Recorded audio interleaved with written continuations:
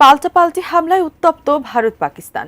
৭ই মে ভোরে পাকিস্তানের আজাদ কাশ্মীর সহ বেশ কয়েকটি জায়গায় ক্ষেপণাস্ত্র হামলা চালিয়েছে ভারত। এতে শিশুসহ বেশ কয়েকজন মানুষ নিহত হন। এমন উত্তেজনার মধ্যেই অপারেশন সিঁদুরে ভারতের পাশে দাঁড়িয়েছে ইসরায়েল। বসে নেই পাকিস্তানের মিত্ররাও। ইসরায়েলের এমন ঘোষণার পরই পাকিস্তানের পাশে দাঁড়িয়েছে তুরস্ক ও চীন। বিস্তারিত জানাচ্ছেন শেখ ফরিদ। কাশ্মীরে সন্ত্রাসী হামলার জেরে পাকিস্তানের ৯টি স্থাপনায় একযোগে ক্ষেপণাস্ত্র হামলা চালিয়েছে ভারত।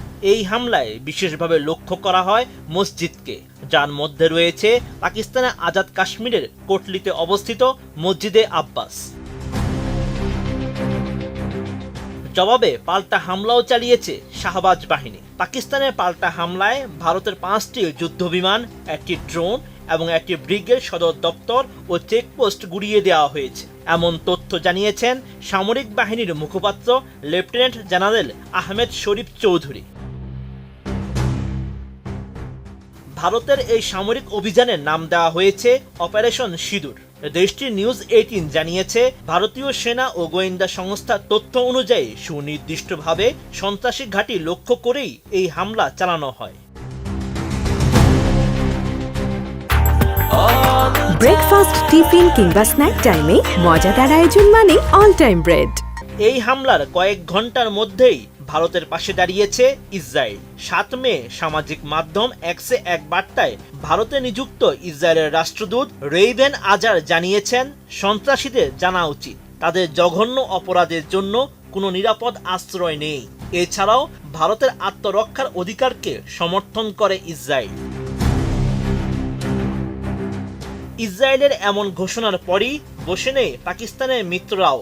ইসলামাবাদের পাশে এবার ঢাল হয়ে দাঁড়িয়েছে তুরস্ক ও চীন। এরই প্রেক্ষিতে পাকিস্তানের পররাষ্ট্রমন্ত্রী ইশাক দারকে ফোন করেন তুরস্কের পররাষ্ট্রমন্ত্রী হাকান ফিদান।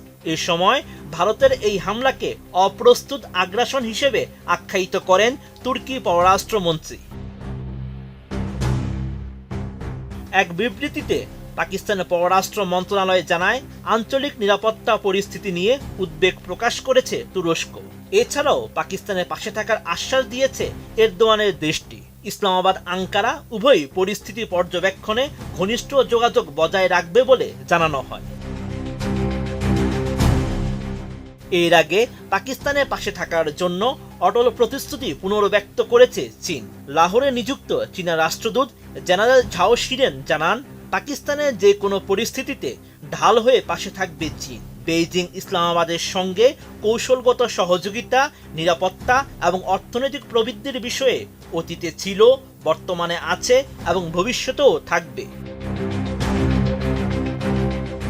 Sheikh Farid, ATN news.